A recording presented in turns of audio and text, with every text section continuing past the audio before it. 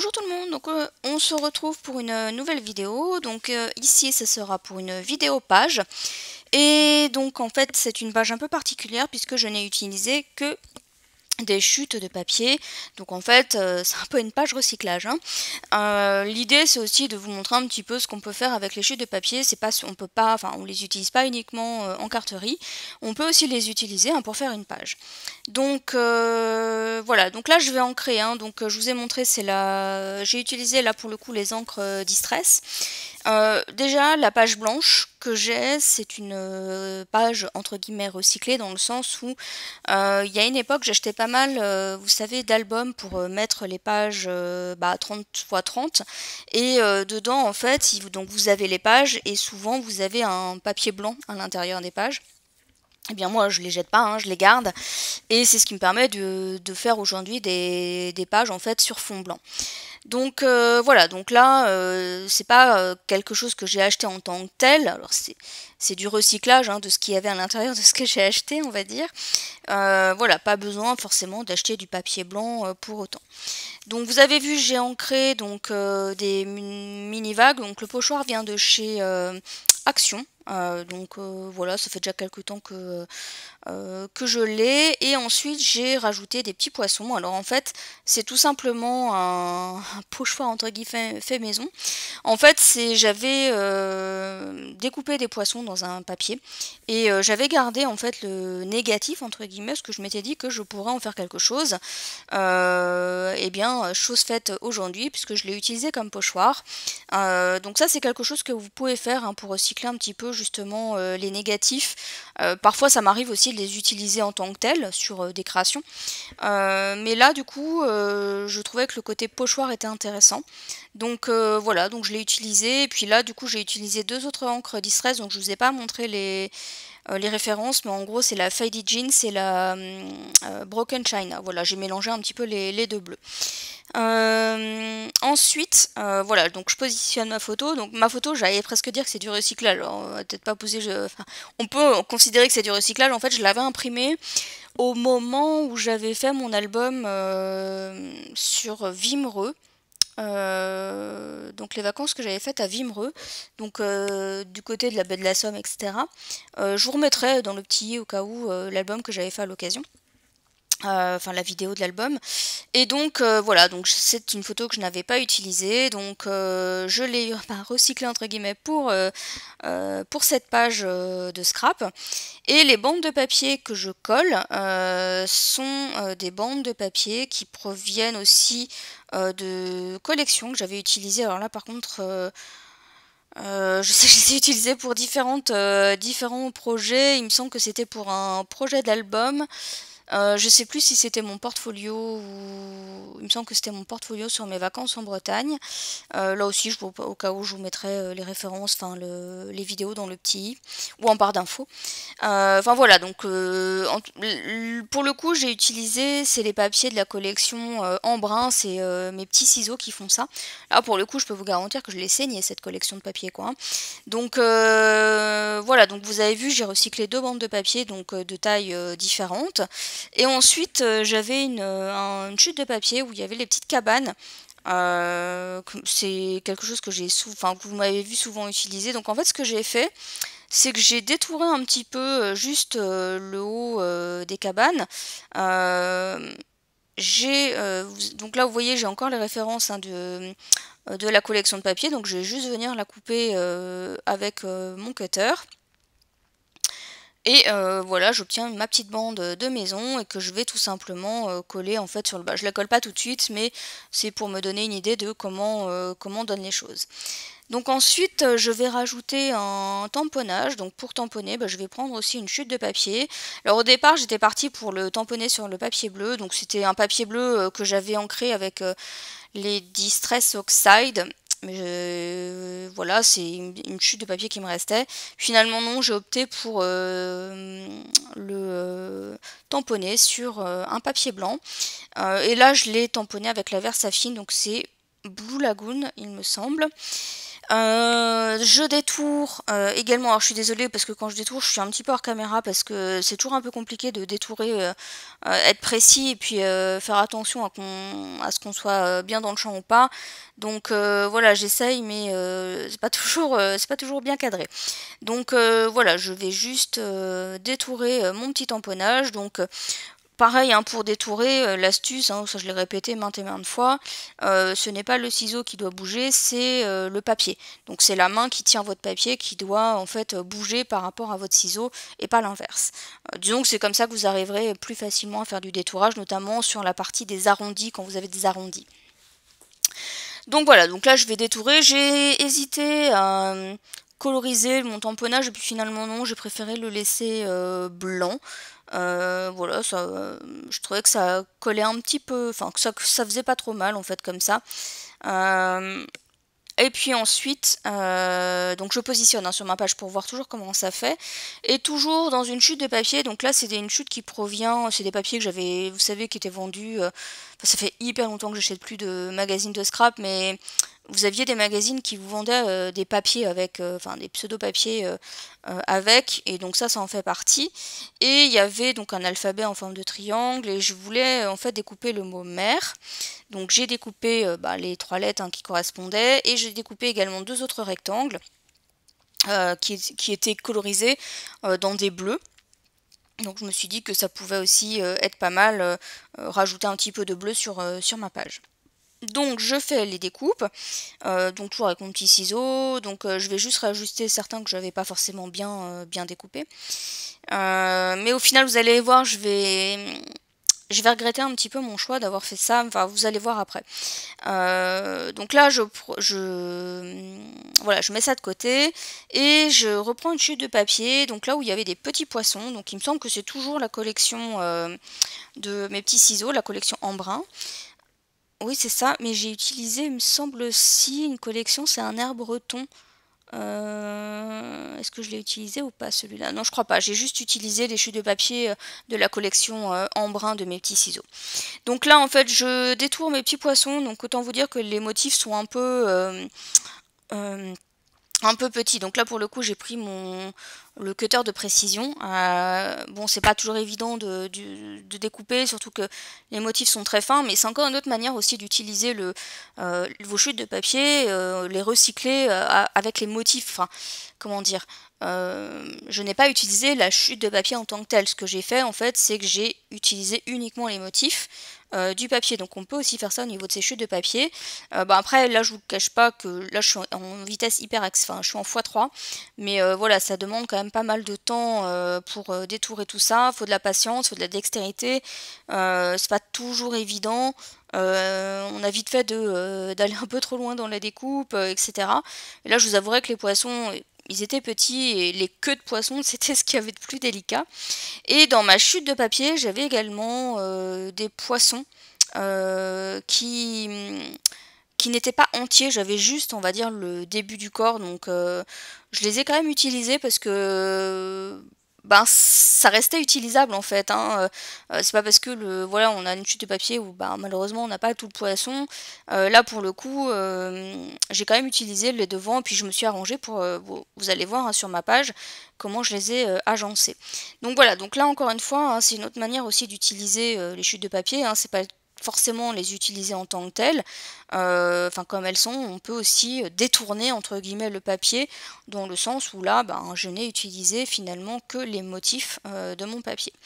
Après, il faut voir aussi les motifs que vous avez. Il y a des motifs qui s'y prêtent, là pour le coup c'était le cas. Vous avez parfois des motifs qui vont pas forcément se prêter à la découpe. Là, ce sont des motifs qui sont relativement simples. Bon, même s'ils sont un peu petits, vu que les motifs restent simples, c'est facile à détourer. Maintenant, si vous avez des petits motifs et qui sont un peu plus complexes au niveau de la découpe ou avec des formes un petit peu, on va dire, alambiquées, ce sera peut-être un peu plus compliqué. Là, voilà, moi je l'ai fait parce que déjà, il n'y en avait pas beaucoup sur le papier, mais aussi parce que c'était des formes simples. Et donc, voilà, je vais les coller sur ma page, là où j'avais déjà, on va dire, ancré des poissons avec mes distress. L'idée, en fait, c'était de donner un petit peu plus de profondeur, en fait, à cette partie de la page.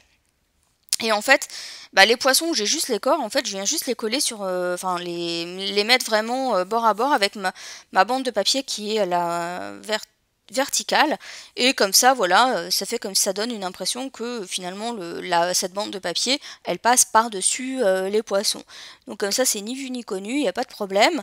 Et voilà, donc encore une fois, là, les poissons sont aussi dans des couleurs qui restent coordonnées, on va dire, à ma page par rapport au type de papier que j'ai utilisé, mais en même temps c'est normal puisque les chutes de papier proviennent de la même collection, on va dire, hein, donc c'est pas trop, voilà, il n'y a pas de, on va dire, un manque d'harmonie au niveau des couleurs, hein, ça reste quand même coordonné.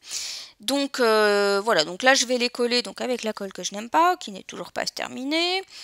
Comme ce sont des petits éléments, bon la colle elle a forcément tendance à déborder, donc voilà, j'avais à côté de moi un petit chiffon qui me permettait d'enlever les excédents de colle qui pouvaient dépasser justement. L'inconvénient de travailler sur du papier blanc, c'est qu'on a vite fait des taches et qu'elles se voient quand même assez vite. Et en fait j'ai eu le cas, hein, j'ai quelques petites taches sur mon papier. Alors il y en a que je vais justement camoufler. Alors là j'en ai camouflé quelques-unes avec mes petits poissons et je vais aussi en fait j'en avais une plus grosse. Enfin là sur la vidéo quand je monte je la vois pas forcément, mais en tout cas elle se voyait quand même pas mal et je l'ai cachée en fait par la suite. Voilà, ça c'est l'inconvénient de scraper sur du papier blanc, c'est que effectivement la moindre tâche se voit assez vite. Donc il faut travailler proprement, enfin il faut faire attention en fait où on met les doigts etc. Donc là en plus moi j'avais les doigts avec un petit peu d'encre, donc je faisais quand même assez attention. Donc voilà, donc ça c'est un travail. Après le collage des différents poissons c'est un petit peu pénible dans le sens où bon bah c'est beaucoup de petits éléments à coller. C'est pas forcément ce qu'il y a de peu, j'allais dire, c'est pas le plus dur, on est d'accord, hein, mais c'est un peu fastidieux on va dire à faire. Mais voilà, ce que j'aime bien c'est que ça apporte quand même aussi un petit peu de profondeur par rapport aux poissons que j'avais ancrés. Voilà, ça, enfin j'aime bien l'effet que ça fait. J'avais peur que ça fasse un petit peu fouillis, mais au final j'aime bien, j'aime beaucoup l'effet que ça donne. Donc ensuite je vais passer au je sais plus si je colle les maisons en bas ou pas. Il me semble que oui. Donc là je vais prendre mon bâton de colle classique. Je vais ancrer, je vais coller ma petite ligne de maison sur le bas. Donc j'aligne bien hein, avec le bas du papier. Et ensuite je vais coller le petit tamponnage hein, par-dessus. Donc mon petit hippocampe, hop, par-dessus les petites maisons. Donc là toujours avec la colle que je n'aime pas. Et voilà, donc j'en mets suffisamment, mais j'en mets pas trop non plus, parce qu'effectivement, comme je vous dis, elle déborde, donc c'est un peu pénible. Et donc ensuite, je vais passer... en fait, j'avais une bande de papier avec le nom de la collection, justement, en brun. Et je m'étais dit qu'il y avait peut-être moyen d'utiliser le nom de la collection. Donc là, c'est ce que j'ai fait. J'ai découpé ma petite bande. J'en fais un petit... je la découpe en forme de petit fanion, si vous voulez. Et je vais venir la coller, en fait, hein, sur le bas. Donc là où j'avais collé mon petit hippocampe. Comme ça, voilà, ça rajoute un petit plus. Et puis voilà, je trouvais que ça donnait, ça faisait sympa. Donc ça collait bien aussi avec le thème hein, de ma page. Donc, donc voilà. Donc, oui, je recycle tout hein, dans les papiers. C'est aussi bien le papier en tant que tel, mais aussi les petites bandes que vous avez avec des fois la référence. Vous avez parfois vous avez quelques motifs, etc. Donc voilà, tout se recycle. Donc là, c'est également une bande de papier. Hein, donc là, par contre, je me souviens plus la collection. Je me souviens plus de la marque. Je me souviens que c'est un papier que j'ai utilisé sur mon portfolio de mémoire, celui dont que j'évoquais tout à l'heure. Et ensuite, voilà. Donc j'ai mis les petits fanions que j'avais justement découpés avec le mot mère. J'avais une petite bande de papier, un peu papier holographique, qui est quand même d'un bleu assez soutenu.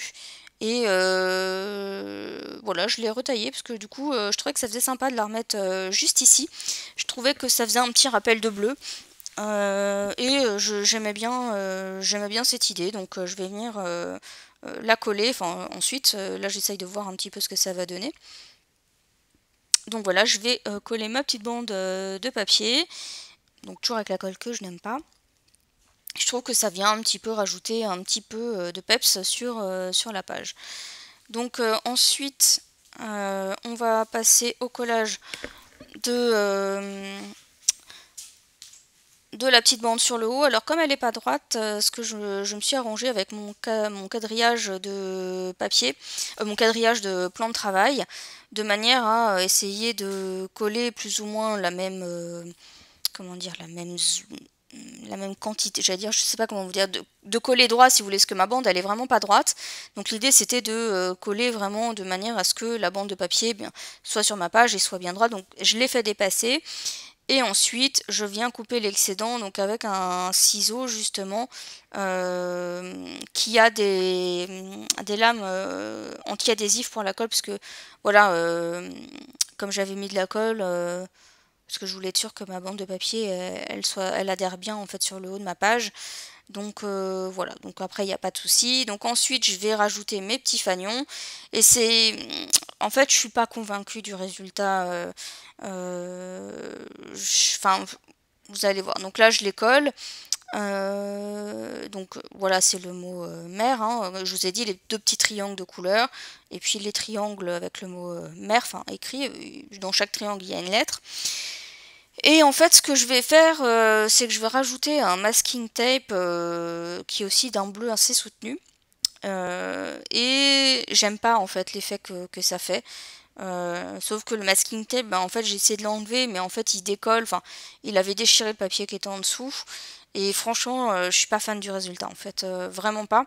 Donc ça m'embête et je sais pas comment faire autrement. Donc je laisse ça de côté en me disant que je vais peut-être trouver une solution. Au pire, bah tant pis, je vais laisser comme ça. De toute façon, une fois que c'est collé, je pouvais plus décoller. Et ensuite, bah en fait, je viens reprendre des chutes de papier en fait sur lesquelles j'avais fait des tests de comment. Enfin, c'est pas que j'avais fait des tests, c'est des sentiments qui provient d'une planche de... Bon, là aussi, je me souviens plus de la marque. C'est une marque américaine, je me souviens plus de la planche de tampon, la marque, enfin bref. Et en fait, voilà, j'avais fait pour un album sur, sur le thème de la mer, etc. J'avais ces sentiments, je les avais embossés en blanc sur un papier bleu, puis finalement, je m'en étais pas servi. Donc, au lieu de les jeter, je les avais mis de côté, et pour le coup, je les ai utilisés sur cette page. Donc, et comme j'avais envie de les mettre en 3D, j'ai juste pris de la cartonnette que j'ai retaillée de manière à ce que ce soit légèrement plus petite que mon papier, que mes petites bandes de papier. Et en fait, c'est la deuxième que je vais coller qui va venir cacher un petit peu une trace qui avait, enfin une tache qui était quand même assez visible. Donc voilà, comme je vous ai dit, il y a toujours moyen de cacher un petit peu ce qu'on a pu éventuellement salir.